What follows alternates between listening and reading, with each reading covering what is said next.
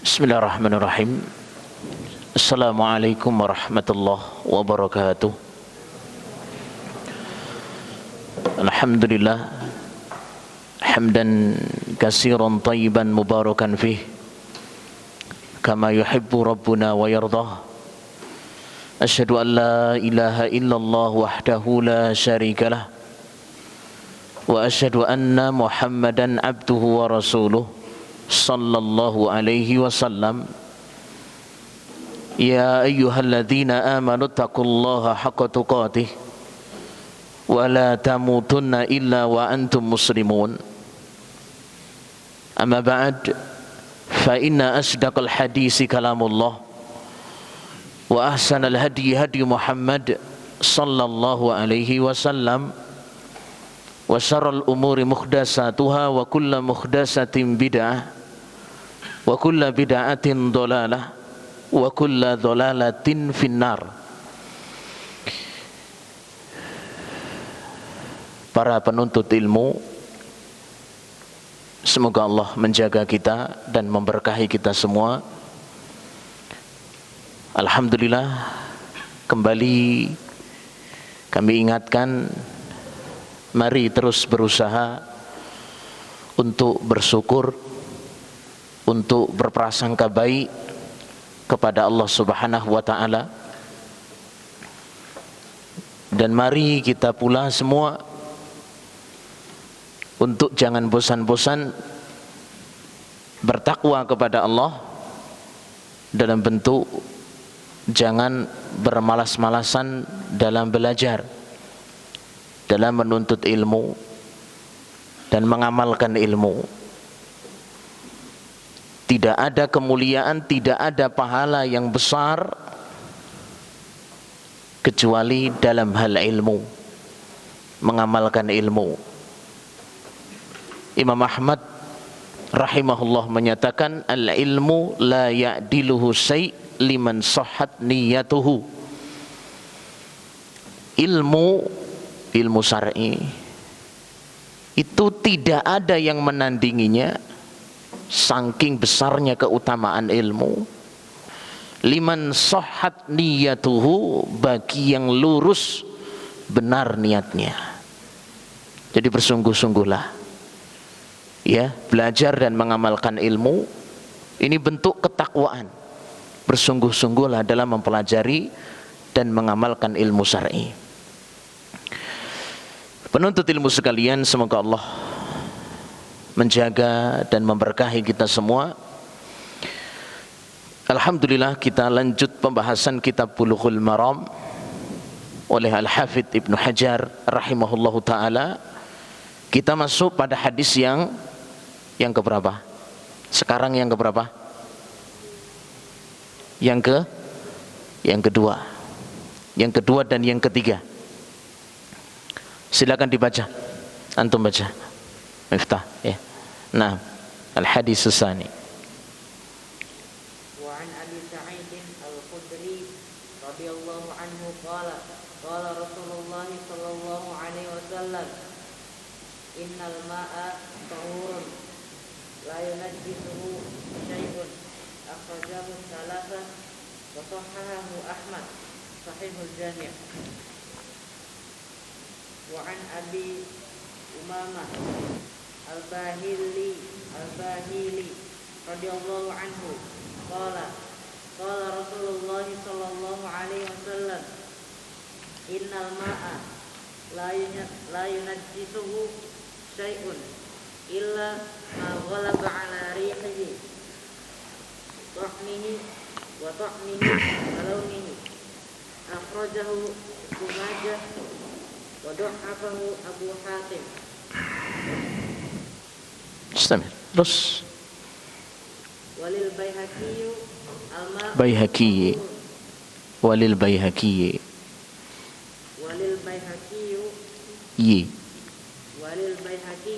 al-ma'u tahurun illa in taghayyara rihuhu aw ta'muhu aw launuhu binajasatin tahdusu fihi. Nah, kita lanjut hadis yang kedua dan yang ketiga. Perhatikan.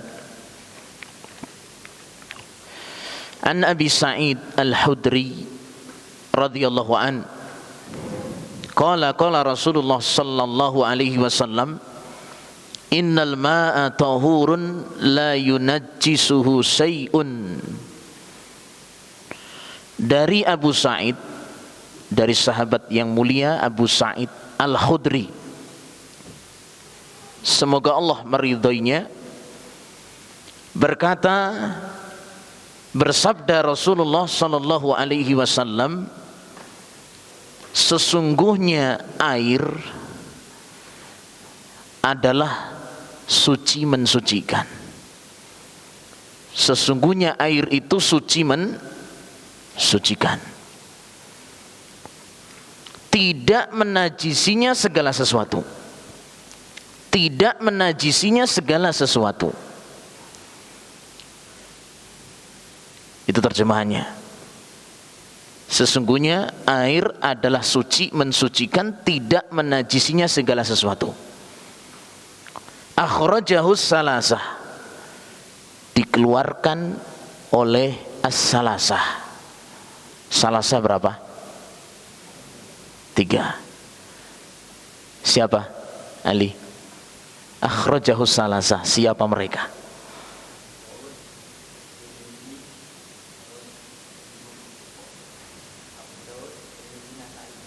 Halas. Nah, akhrajahus salasah, dari ketujuh imam, bukan 3 yang pertama dan 1 yang terakhir, ada 3 tengah, Abu Daud, Tirmidzi dan Nasai. 3 imam ini yang mengeluarkan, yang meriwayatkan apa? Hadis yang kedua ini. Taib. Wasahhahu Ahmad, dan Imam Ahmad menyatakan hadis ini sahih. Imam Ahmad menyatakan hadis ini sahih. Taib. Hadis sahih. Saya masih tanya halaqah 4. Yang merasa halaqah 4, hadis sahih, dinyatakan itu hadis sahih, jelas itu memiliki syarat. Siapa yang bisa silahkan tunjuk jari telunjuknya, diangkat. Ayo, hadis sahih, syarat hadis sahih. Apa saya nunjuk? Saya khawatir nanti meneteskan air mata. Silakan, saya begitu. Anak, man? Syarat hadis yang sahih. Antum, silakan antum.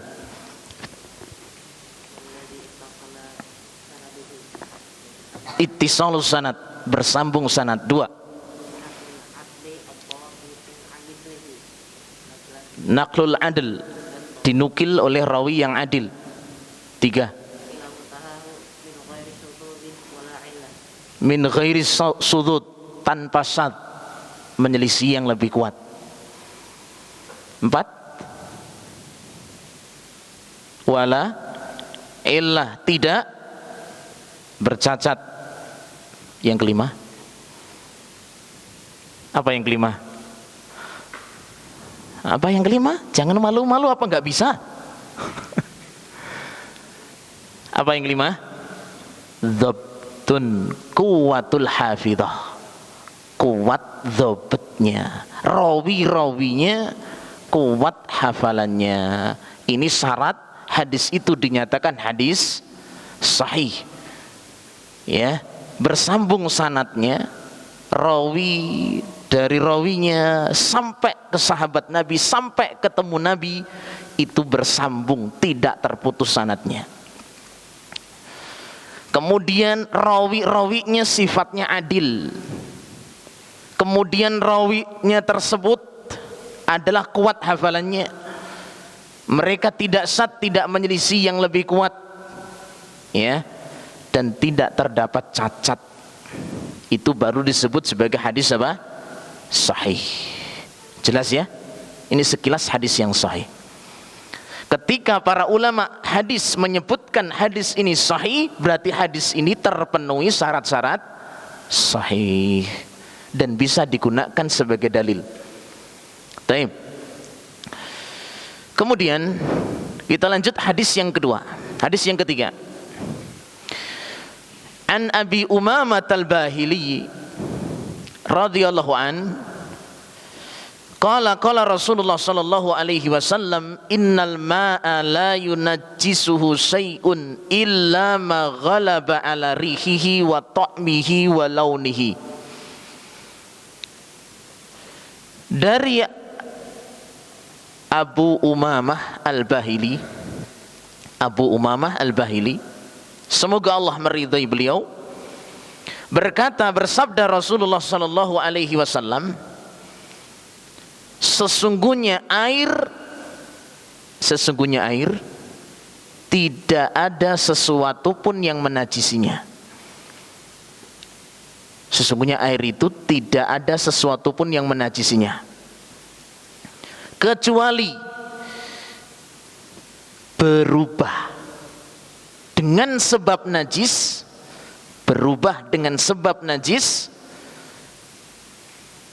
baunya, rasanya, atau warnanya.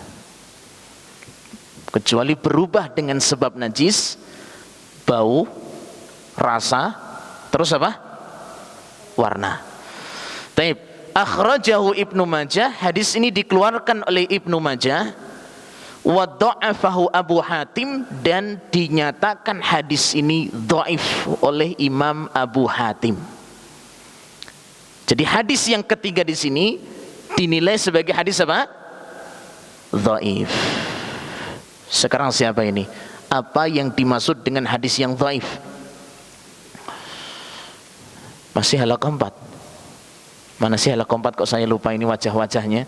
Wajahnya ceria-ceria semua insyaallah. Taib. Hadis dhaif. Nah, hadis yang dhaif. Ada yang halang kompat, coba tunjuk jarinya. Ini biar cepat lah ya. Waktunya cuma sekilas ini, biar cepat.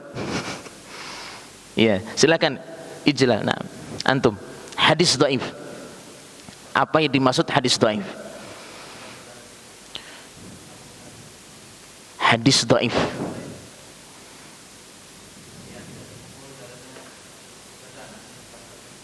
Tayyib. Ma lam yajma' surutal hasan, sifatil hasan.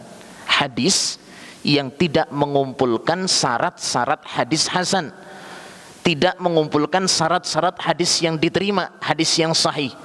Mungkin terputus sanadnya, mungkin dia lemah hafalannya. Ketika gagal satu syarat dari 5 syarat tadi, ini disebut dengan hadis apa? Dhaif, lemah, tidak bisa dijadikan apa? Dalil, hujjah. Taib. Sekarang kita jelaskan di sini 2 hadis di sini masih berkenaan tentang air. Hadis yang kedua, perhatikan hadis yang kedua, dari sahabat Abu Sa'id Al-Khudri. Ini sahabat yang mulia, termasuk sahabat yang paling banyak meriwayatkan hadis. Kalau dinilai rankingnya urutan yang ke-7. Sahabat, termasuk sahabat yang banyak meriwayatkan hadis, mendengar hadis dari Rasulullah sallallahu alaihi wasallam, Abu Sa'id Al-Khudri. Masyaallah. Ya. Termasuk tokoh dari sahabat. Tapi beliau Abu Sa'id Al-Khudri di sini ini bukan kalangan bangsawan, bukan kalangan orang besar. Tapi banyak ilmu yang beliau ambil dari Rasulullah SAW. Beliau pernah mengadukkan kepada Nabi SAW karena kondisinya miskin. Tahu miskin? Tahu? Dan memang rata-rata para sahabat itu miskin. Banyak yang kaya tapi rata-rata apa? Miskin, sederhana. Itulah generasi yang terbaik umat ini. Ya, dan generasi yang terbaik di sini itu sanggup, masya Allah ya, sanggup menguasai dunia ini, sepertiga dunia dikuasai oleh Islam dengan izin Allah melalui tangan-tangan mereka. Berarti kejayaan Islam itu bukan diukur dengan materi dunia. Jelas? Kejayaan Islam itu bukan diukur dengan kayanya atau persenjataan yang serba lengkap atau mungkin otot kawat balung besi, bukan begitu. Dengan sekedar nilai-nilai keduniaan, tidak. Tapi Islam itu jaya dengan kita mengikuti orang-orang yang sudah dijayakan oleh Nabi, oleh Allah Subhanahu wa taala, yaitu para sahabat Rasulullah SAW. Ikutilah mereka. Dan Abu Sa'id Al-Khudri di sini pernah mengadu kepada Nabi SAW itu, beliau bukan orang yang tokoh, orang bangsawan besar, bukan. Ya, bagaimana nasib orang miskin di sini? Ya, kata Nabi sallallahu alaihi wasallam, yadkhulu fuqara'ul mu'minina al-jannata qabla al-aghniya binisfi yaumin. Ya. Nabi sallallahu alaihi wasallam mengatakan apa? Ini keuntungan jadi orang miskin. Keuntungan jadi orang miskin. Ini ada orang miskin gak ini? Ngaku? Masuk ngaku ya? Jadi jangan Anda remehkan orang miskin. Jangan Anda pesimis jadi orang miskin. Tapi jangan minta miskin. Ya, minta kekayaan hati. Ya, minta rezeki yang diberkahi. Tapi kalau Allah takdirkan Anda kekurangan, Anda beda dengan teman-temannya, Masya Allah. Kalau teman-temannya mungkin lengkap lah ya. Kadang-kadang kan cemburu ya. Kalau santri kan kadang-kadang cemburu, Masya Allah. Itu bajunya kok bagus terus, kalau baju saya nggak pernah ganti. Ada nggak? Kadang-kadang pesimi begitu, sudah belajar dia jadi futur, malas untuk belajar. Kenapa? Karena kesenjangan sosial begitu. Nggak usah Anda pesimis dengan hal yang serba dunia tadi. Gunakan apa yang Allah sudah berikan kepada Anda. Ya, Masya Allah. Tetap belajar terus ya, tetap belajar. Nggak usah kok sebelahnya, Masya Allah ya, kok pakaiannya, polpennya, apa saja jajannya ya, sekali main jajan Masya Allah hampir rukonya kebeli. Nggak usah Anda cemburu. Anda sudah Allah cukupkan, diberi kesempatan untuk belajar. Taib. Apa kata Rasulullah sallallahu alaihi wasallam kepada Abu Sa'id di sini? Yadkhulu fuqara'il mu'mininal jannah. Orang fakir, orang miskin itu dimasukkan surga lebih dulu daripada orang kaya sejauh 500 tahun jaraknya. Lama nggak 500 tahun? Kira-kira hidupmu sampai 500 tahun enggak? Enggak sampai kayaknya ya. Sekarang aja udah bau tanah semua. Taib. Lama di sini jaraknya. Ini keuntungan jadi orang miskin. Kenapa? Bukan berarti orang miskin itu bisa jadi, bukan berarti tingkatannya tinggi, dimasukkan ke dalam surga lebih dulu. Kenapa? Karena hisabnya pendek, pertanggungjawabannya lebih pendek, sehingga kalau Allah masukkan surga lebih cepat. Beda dengan orang kaya ya. Orang kaya apa yang dihisab? Banyak apa enggak? Banyak enggak? Banyak. Rumah lebih dari satu. Apalagi yang lebih? Oh, istri tanyanya lagi nah. Sik cilik wis tekon koyo ngene. Tip. Apalagi? Masya Allah, HP saja kadang-kadang dalam satu rumah HP-nya berapa? Abinya punya, uminya 3, abinya cuma 1 ya. Uminya HP-nya 3, padahal uminya 1 ini. Ya, Masya Allah. Apalagi anaknya 12, masing-masing pegang 2. Belum mobilnya, belum motornya, hisapnya panjang. Hisapnya apa? Panjang, pertanggungjawabannya panjang di sini. Sehingga lama hisapnya, berbeda dengan orang miskin. Mau dihisap apanya? Ya, naam. Jadi lebih dulu untuk masuk surga. Tapi tidak meremehkan yang kaya. Yang kaya, yang punya, tapi bisa memanfaatkan bersama ujian yang besar tadi, ini bisa kedudukannya lebih tinggi walaupun dimasukkan lebih belakangan. Pilih kaya atau miskin? Terserah Allah Subhanahu wa taala. Intinya jangan saling meremehkan. Taib. Itu sekilas ya hiburan dari Rasulullah sallallahu alaihi wasallam. Taib. Kemudian isi hadis sekarang. Bersabda Rasulullah sallallahu alaihi wasallam ketika Nabi ditanya air sumur ya, air yang di dalam tanah. Mau sumur itu atau sumur bor, intinya air yang di dalam tanah. Yang mana sumur ini hadis yang kedua di sini disebut dengan hadis bi'ru budha'ah, sumur budha'ah. Yang mana sumur ini ketika masyarakat Madinah itu saat itu cuaca yang banyak air, mungkin hujan lebat, ini biasanya kotoran atau najis ini ikut terbawa kemana? Masuk sumur.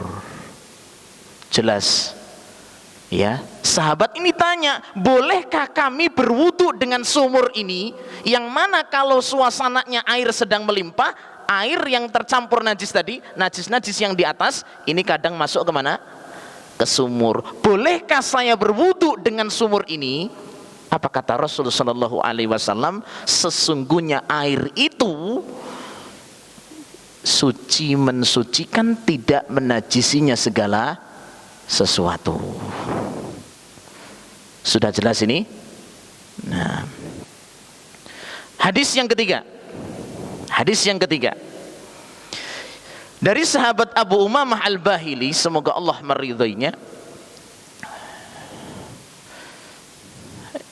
bersabda Rasulullah sallallahu alaihi wasallam, sesungguhnya air itu tidak ada satupun yang menajisinya kecuali berubah dengan sebab najis.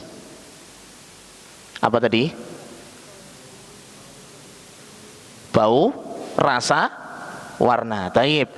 Bau atau rasa atau warna. Taib. Hadis ini dhaif. Ingat, hadis tentang ini berubah air dengan sebab najis, bau, rasa atau warna tadi, itu hadis yang dhaif, asalnya tidak dipakai. Dah, sekarang kita bahas faidah hadis. Faidah hadis yang pertama. Faedah hadis yang pertama,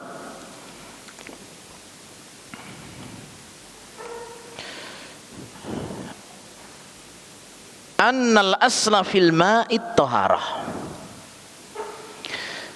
Hukum asal air adalah suci mensucikan. Hukum asal air adalah suci mensucikan. Taib. Itu faedah pertama. Lah kenapa? Tadi Nabi nggak gubris tadi.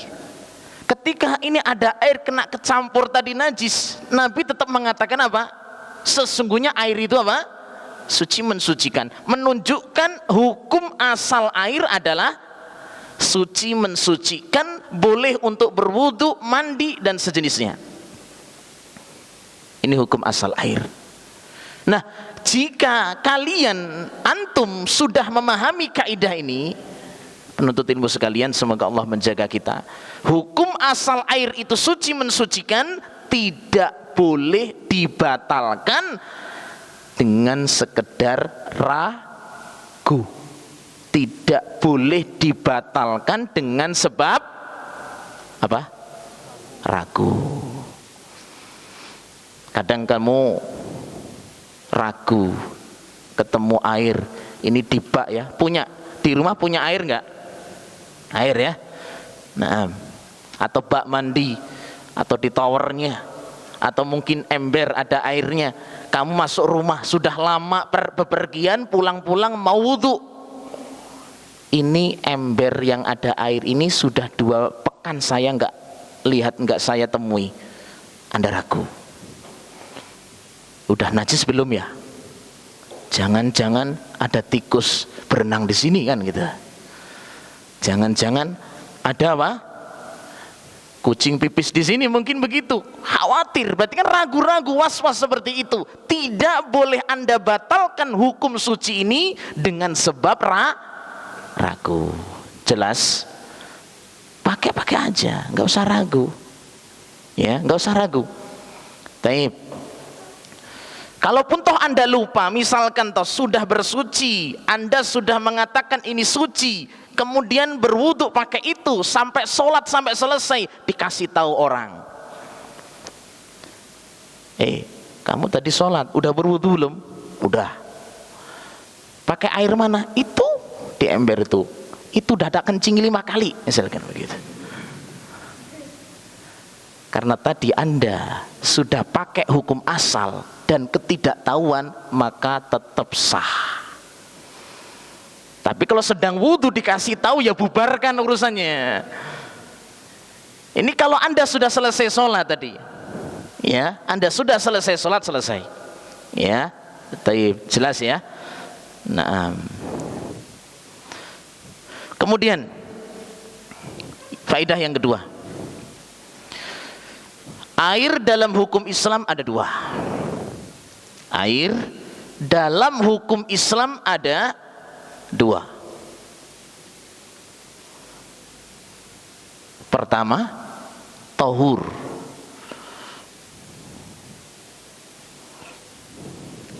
Air suci mensucikan. Pertama apa? Tahur. Air suci mensucikan. Yang kedua, najas. Air najis. Enggak 3 ya, tidak 3. Ini pendapat yang kuat dan ini sesuai dengan hadis, ya. Jadi air dalam hukum Islam ada berapa? 2.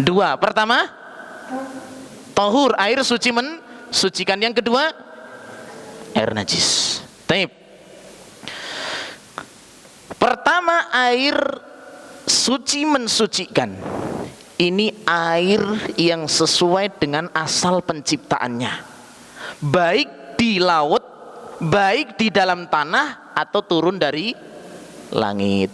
Ini air suci mensucikan. Jelas? Yang di laut air laut, yang dalam tanah air sumur, ya. Kemudian yang turun dari langit namanya air apa? Air hujan. Ini air apa ini? Suci mensucikan. Selainnya jangan disebut air ya. Walaupun bahasa Indonesianya didahului dengan apa? Air. Ada air liur. Air bukan? Hah? Air atau bukan itu liur Anda? Air atau bukan?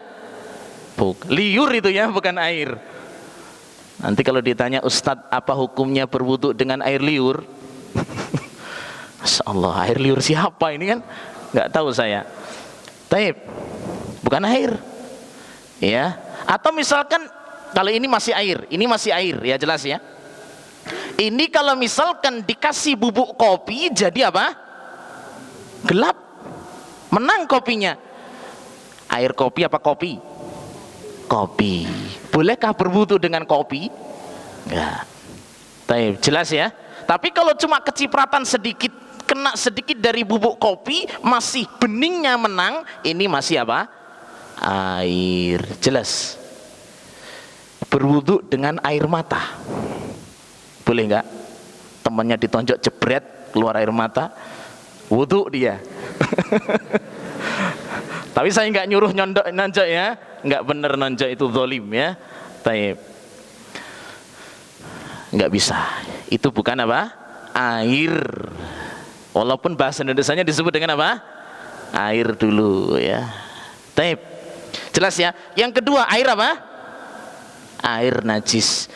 Yang dimaksud dengan air najis, air yang suci bercampur dengan benda najis, berubah 1 dari 3 sifat. Apa tadi air najis?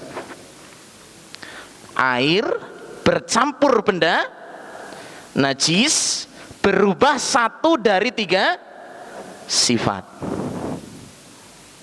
Jelas? Air tahu? Air bercampur benda najis, merubah satu dari 3 sifat. Apa 3 sifat itu? 1 bau, 2 3 warna. 1 sudah berubah berarti sudah jadi apa ini? Najis. Tapi yang mencampurinya adalah apa? Benda najis. Kalau yang mencampurinya bukan benda najis, ya tetap itu air atau itu suci. Jelas ya? Yang mencampurinya apa? Najis. Baik. Jelas ini? Ya. Kemudian saya tanya, ini ada air 1 gelas nih, kemudian kena sedikit dari air kencing, sedikit sekali, percikan. Tahu percikan? Ceprit begitulah ya. Kena, tis gitu. Masih jernih, masih terpanca. Najis enggak? Kenapa? Tidak ada perubahan 1 dari 3 sifat. 1 gelas air, jelas 1 gelas air kencing, ada 1 baskom, kita tuangkan bareng-bareng. Kira-kira ada perubahan? Apa? Bau? Masya Allah ya. Silakan rasakan sendiri kalau berarti sudah menjadi apa ini? Najis. Taib, selesai. Kemudian faedah yang berikutnya. Faedah yang berikutnya dari 2 hadis di sini.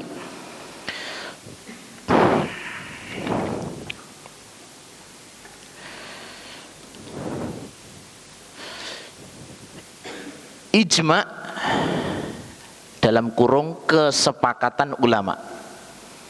Ijma dalam kurung kesepakatan ulama, dalam kurung itu bisa dijadikan dalil. Taib. Ijma dalam kurung kesepakatan ulama bisa dijadikan dalil. Jelas ya? Nah, jadi ijma ulama apa maksudnya? Kesepakatan ulama. Maksud saya berikan faedah di sini kenapa? Karena hadis yang ketiga. Apa hadis yang ketiga tadi? Air jadi najis kalau berubah 1 dari 3 sifat. Hadis ini apa nilainya? Dhaif. Asalnya hadis yang dhaif tadi tidak bisa dipakai dalil, tapi ternyata sepakat ulama, ijma, diamalkan makna hadis ini. Berarti perubahan bau atau rasa atau warna dengan sebab najis, air itu jadi najis. Ini dalilnya apa? Dalilnya apa? Ijma. Pakai dalil yang ketiga tidak? Tidak. Kenapa? Hadisnya dhaif, sahih, taib. Tapi pakai dalil apa? Ijma, kesepakatan ulama. Dan kesepakatan ulama bisa dijadikan dalil. Beda ya, kesepakatan ulama dengan mayoritas orang, beda. Kalau sekedar mayoritas orang, ini bukan dalil. Banyak loh orang-orang itu bilang begini, dalil bukan? Umumnya orang, dalil bukan? Bukan. Yang jadikan dalil adalah ijma ulama, kesepakatan ulama. Semua ulama bilang sama, sepakat. Berarti ketika sudah sepakat ini bisa dijadikan sebagai apa? Dalil. Taib. Wallahu a'lam bishawab. Ini insyaallah cukup faedah dari hadis yang kedua dan hadis yang ketiga. Jelas? Atau mungkin ada yang bertanya 1 atau setengah 1 yang belum jelas? Jelas semua? Taib. Kalau sudah jelas semua, cukup kajian kita sampai di sini. Wallahu a'lam bishawab. Mudah-mudahan Allah Subhanahu wa taala menambah ilmu kita, ya, kemudian menjaga kita semua, memberkahi kita semua di sini. Jangan lupa terus berdoa kepada Allah Subhanahu wa taala untuk kebaikan kita bersama. Demikian, subhanakallahumma bihamdik asyhadu an la ilaha illa ant astaghfiruka wa atubu ilaik. Assalamualaikum warahmatullahi wabarakatuh.